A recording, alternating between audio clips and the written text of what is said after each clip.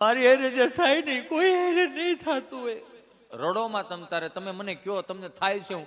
એ કે સાહેબ હું સવારે 8 વાગે કે કામે નીકળી જાઉં, સાંજે 8 વાગે ઘરે આવું અને લિફ્ટનો દરવાજો ખોલીને મારા ઘરની અંદર સાહેબ હું પગ મૂકું ને મારા કાનમાં સાહેબ ધાકું પડી જાય, મને મારા ઘરનું સંભળાતું નથી સાહેબ. તે તો સાહેબ ગળગળા થઈ ગયા.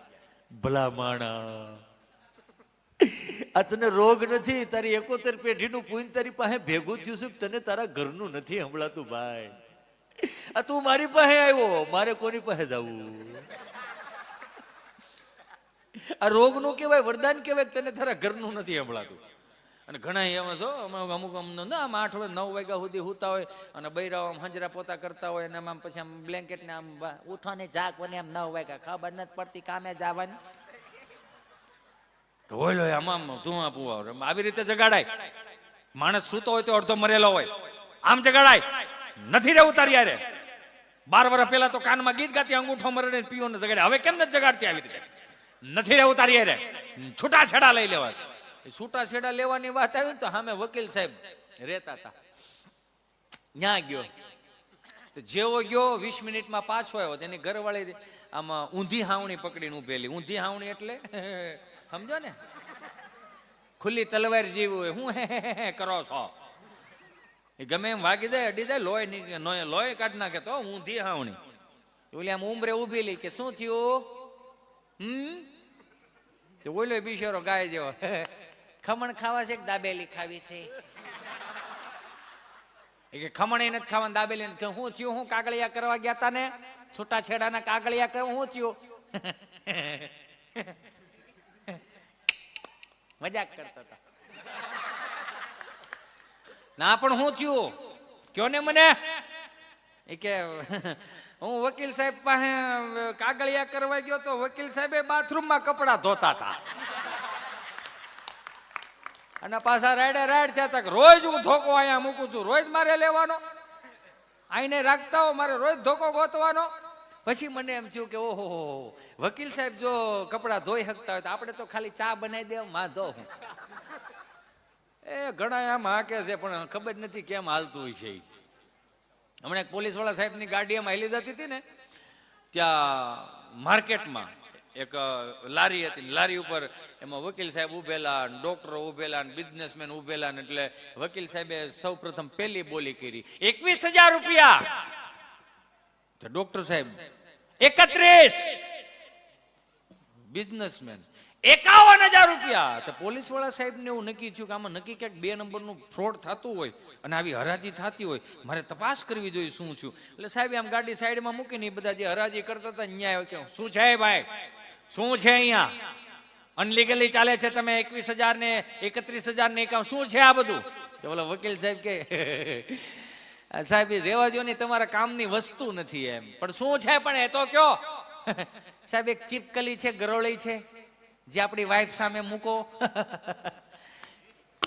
બોલતી બંધ થઈ જાય, આપણી સામું બોલી ન શકે. ત્યાં તો પોલીસ વાળા સાહેબ 1,51,000. ઘણા આમ આકે છે પણ કોઈને ખબર નથી પડતી. હમણાં એક જગ્યાએ હું ગયો ને તો મારા ગભાના બાપુજી મારી પાસે આવ્યા. મને કે આ ગભાને ક્યાંક ભાઈ ધંધે ચડાઈ દે ની. મેં કીધું કાંઈ વાંધો નહીં, ધંધે ચડાઈ દો. અને અમારા પરમ મિત્રની એક સ્ટેશનરી હતી, ત્યાં ગયો હું. મેં કીધું ભાઈ ગભાને તારે કામે લગાડી દેવાનો છે ને, જોબ ઉપર રાખવાનો, નોકરી રાખવાનો. મને ઓલો કહે કે ભાઈ હું આનું ઇન્ટરવ્યુ લઈ લઉં. લઈ લે. કે બોલે ભાઈ તારું નામ શું? કે મારું નામ ગભો. એની જેવો કોઈક બીજો 6 મહિના પહેલા દુકાનમાં હાંસ હોય, ઉલીન કાઉન્ટર પર મારું નામ ગભો છે, આપણે બે હરખા. તમારી વાળો ગભો કે નહીં, મારે 3 ગ આવે, તારે 100 ગ આવે. બોલે એ બેઠા બેઠા ગ ગણતા. આમ સમજાય તો છે ને હું બોલું કે મારો પગાર હું? કે પગાર નહીં, પેલા 5 રામાયણ 5 ગીતાજીનું સેલિંગ કરતો હોય, સેલિંગ કરીને તું આય, પછી ઉપરથી પગાર તારો નક્કી થાય. અને 5 રામાયણ ને 5 ગીતાજી લઈને નીકળી ગયો 1 વાગ્યે ને આમ જો 1:30 વાગ્યો એટલે આવ્યો હિસાબ લઈને કે આવ્યો 5 રામાયણ ને 5 ગીતાજીના કલેક્શન. પણ એ કે આખો દી દુકાન ખોલીને બેહીને એક રામાયણ વાળો ને ગીતાજી વાળો નથી આવતો, તું કઈ રીતે? મોનોપોલી.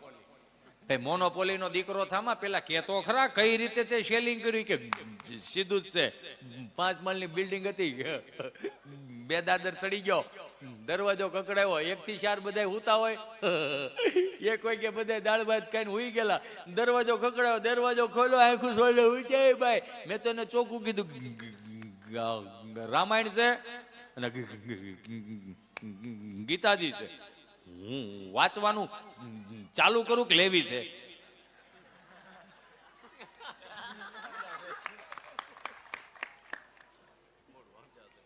મૂળ સમજા ફેર થાય એમ આમાં ઘણી વખત. અને સહજ છે ને એની મજા છે ને. અહીંયા એમ સોરી કે અમુક વસ્તુ જે આપણને આપણા માવતરોએ શીખવાડ્યું ને એટલે જ આ ભજનમાં બેહવાનું મન થાય, એટલે જ આપણને સત્સંગ સાંભળવાનું મન થાય. પણ આઈ એમ સોરી, મને માફ કરજો, અમુક માવડીઓ અત્યારે એટલું છોકરાને મોબાઈલ ને એટલું ટેકનોલોજી વાપરવાનું આપે છે, આપણને એમ થાય સોફો આપણો, ચા આપણી પીવે, પંખો આપણો બળે, આપણી ઘરે બેસવા આવે, એના છોકરાના એટલા વખાણ કરે, આપણા છોકરા શીભડા ડોડા જેવા લાગવા મળે. હિતેશભાઈ ન પૂછો તમારે ચિંટુને એટલી ઇંગ્લિશ પાવરફુલ છે, એટલું ઇંગ્લિશ પાવરફુલ છે કે ન પૂછો વાત. આપણે એમ કે કેટલું ઇંગ્લિશ પાવરફુલ કે તમે ગમે તેવો મોબાઈલ આપો ને બોલો નેટ ચાલુ કરે ને સરસ મજાને ગેમ ડાઉનલોડ કરે, બોલો. મેં તો એને 30 વર્ષનો થવા દો. વાય? મેં વાય કાંઈ નહીં, આખા ઘરને ડિલેટ નો મારી દે ને તેથી મને યાદ કરજો. જો અત્યારે ડાઉનલોડ કરતા શીખી ગયો હોય તો ડિલેટ મારતા શીખે તો ખરા જ ને. એ તો ગામડાની પદ્ધતિ પ્રમાણે જે રીતસરના મને તમને મોટા કર્યા એની કંઈક અલગ જ મજા હતી, એના અલગ જ રીતિ રિવાજ હતા. આઈ એમ સોરી, મને માફ કરજો. સૌ પ્રથમ પહેલી વખત જો રાધે રાધે કરતા શીખવાડ્યું હોય તો આપણી બાઈ, આપણી માએ કાખમાં નાખી, એકને કાખમાં નાખ્યો હોય, 1-2 મોર થઈ ગયા હોય, 1-2 વાહે આળોટતા આવતા હોય. સંયુક્ત કુટુંબ હતા. હું હજી કહું, સમજવા ફેર થતો હોય તો મને માફ કરજો, અહીંથી જે બોલું એની જવાબદારી મારી. સંયુક્ત કુટુંબ હતા. 9ના ચણતર 12ના ચણતરની કોઈ સુવિધા નહોતી. 5 ભાઈઓ ભેગા રહેતા, એ પ્રમાણમાં એના દીકરા દીકરીઓ હતા. એકને કાખમાં નાખ્યો, 1-2 મોર થઈ ગયા, 1-2 વાહે આળોટતા આવતા હોય, અને રામજી મંદિરે જઈને અને બાજ આમ હાથે ને લાઈનમાં બેહારે પછી આમ કે રાધે રાધે રાધે, હાલો બેટા બોલો રાધે રાધે. અને અમે પાછા એવા હતા, રાધે રાધે રાધે રાધે રાધે રાધે રાધે કન્યા ભાઈ,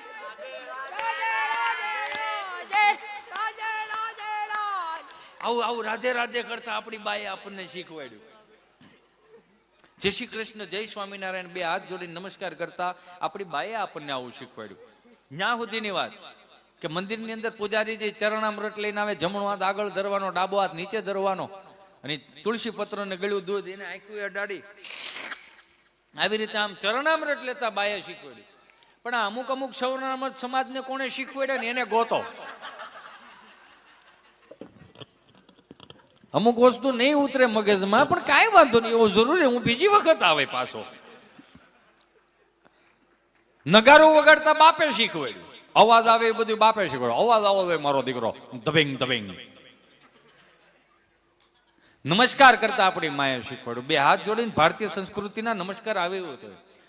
અષ્ટાંગ પ્રણામ, દંડવત પ્રણામ, આ બધા આપણા છે. આ ગામને નથી ખબર પડતી કેમ પગે લાગવું, કે રીત છે હું છે. આપણે કોઈની ટીકા નથી કરતા, પણ એમ સહજ રીતે એમ ઉપાધિ ન્યા આવીને ટકી રહે છે કે 5 થી 2000 ની નોટ સુધીની સફરમાં અત્યારે જે સત્સંગીઓ છે એની કોઈ વાત નથી. જે અમુક ભટકી ગયા છે એની વાત.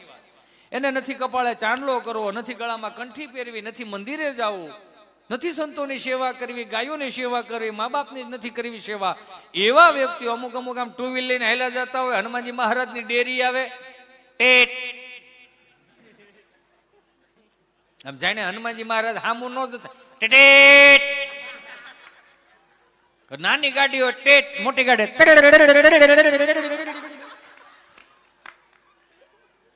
હવે આ 30-25 વર્ષમાં નમસ્કાર અહીં સુધી આવી ગયા ટેટ.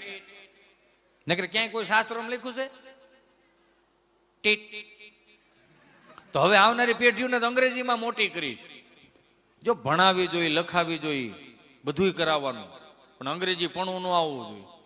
વિશ્વના એવા કેટલાય દેશો છે જે એની માતૃભાષામાં ભણાવે છે. એના સંસ્કારોથી વિરુદ્ધ જાય ને એટલે એને મૃત્યુદંડ હોત આપવામાં આવે. આપણે આ ક્ષમાનો દેશ છે, આ માફ કરવાનો દેશ છે. ગમે એવી ભૂલ કરીને આવ્યા હોય ને, હારું હાલ ભાઈ બીજી વાર ધ્યાન રાખજે. વિચાર તો કરો તમે, બહાર એવું ક્યાંય નથી. હાથ પગ જ કાપી નાખે, નાક જ કાપી નાખે, કાન કાપી નાખે, એની કરતા ત્યાં સારું છે. એટલે જ આપણે અમુક અમુક ફાયટા ફરે છે ને. બહુ ઊંડી વાત છે આ, કોઈને કઈ કહેવાતું નથી. હરેકને લાગણી બહુ દુભાઈ થાય ઘડીક વારમાં, બારા નીકળી જવામાં. અંગ્રેજીમાં મોટા કરી. અંગ્રેજી ભાષા મને પર્સનલી કોઈ પ્રોબ્લેમ નથી, ગમે અંગ્રેજી ભાષા,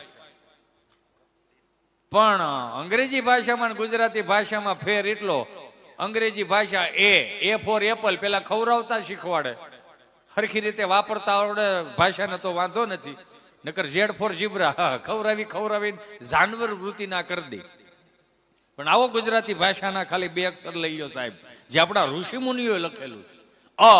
અથી હાવ અભણ હોય તો એક નથી જ્ઞાની કરીને મોકલી દે ને, મારીને તમારી ગુજરાતી ભાષા એટલે મીઠી લાગ્યા.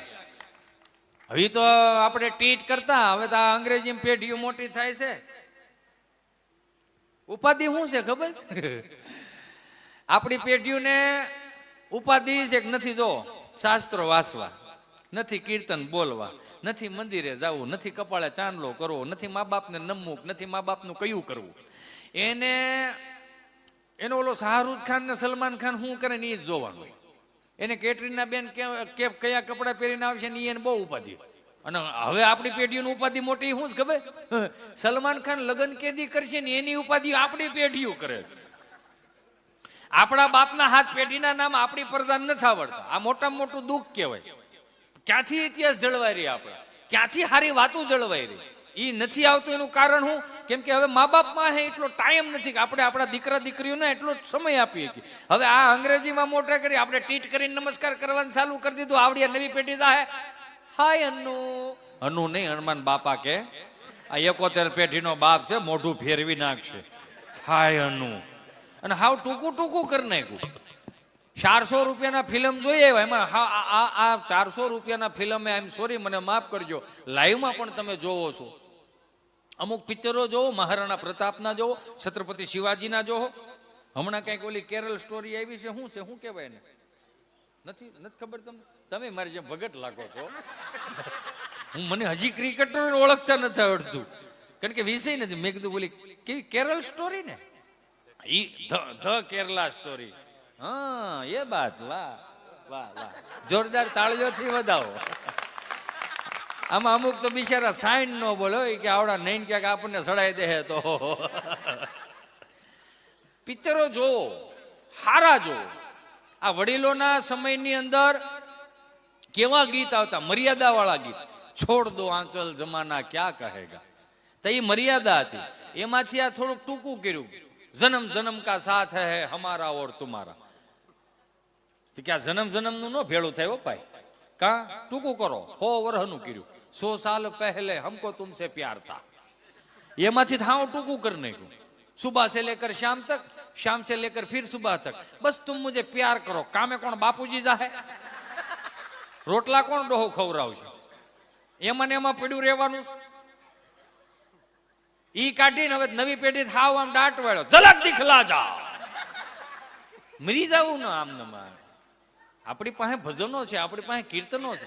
આપણું મન ભટકી જાય ને તો એકાદું ખાલી કીર્તન સાંભળી લઈને તોય અંદરથી ઉર્જા આવે. એ તારો ચટક રંગીલો છેડલો રે યાલ બેલા રે. આ રાગ તમે જુઓ, નાભીએથી નીકળે ને તોય આપણું માઇન્ડ ફ્રેશ થઈ જાય. આપણા સંતોએ કેટલા સુંદર મજાના કીર્તનો લખ્યા છે, અને આમાં આવીને પડી ગયા. હવે આ 400 રૂપિયાના ફિલ્મ જોઈએ એવા, એમાં ટૂંકું ટૂંકું જ કર્યું બધું. કપડા તો કે ટૂંકા કર્યા, સંસ્કૃતિ તો કે ટૂંકી કરી, આ તો કે ટૂંકું કર્યું, બધું ટૂંકું ટૂંકું. એમાં એનો વાંધો કાંઈ નથી, પણ આ મૂળભૂત ગુજરાતી ભાષાના જે ગામડાના શબ્દો હતા એ ટૂંકા મીડાસ કર્યા. આપણે દાદાજી બોલતા હતા તો નવી પેઢીએ દાદુ કર્યું, જીજાજી બોલતા હતા તો નવી પેઢીએ જીજુ કર્યું, બેન બોલતા હતા તો દીદુ કર્યું, મામા બોલતા હતા મામું કર્યું.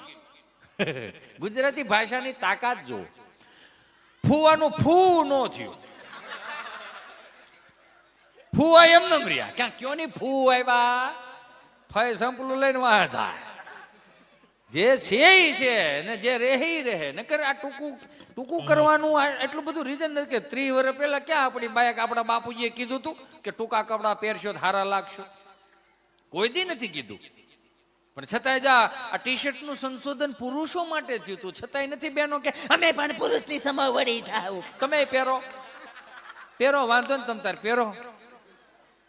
આ જીન્સ નું સંશોધન પુરુષો માટે થયું. હમ ભી પુરુષ કે આગે बढ़ेंगे. હા લ્યો પહેરો તમતારે પહેરો, બાપ પહેરો. ઢેલ કાશબા જેવા બૂટ નીકળ્યા, એનું સંશોધન પુરુષોને પહેરવાનું હતું, છતાંય બેનો નહીં રૂકેંગે, પહેરો તમતારે, કાંઈ વાંધો નહીં, તમારે ઊભું જ નથી રહેવાનું, પહેરે જ રાખો તમતારે. પણ પરંપરાનો અમારા બાપ દાદાનો એક ધોળો લેંઘો હતો, એને તો રહેવા દીધો હોત, એને પ્લાઝો કરી નાખ્યો. પછી લણ ફોલતા ફોલતા કે હે વિમળા બેન તમારા ભાઈ વાહે કઈ વૈધું નહીં. બધું રિનોવેશન થઈને આવે છે, કાંઈ નવું નથી આમાં. આ તમે જીવી ગયેલા છો ને મને તાજું કરવાની ઉપાધિ છે.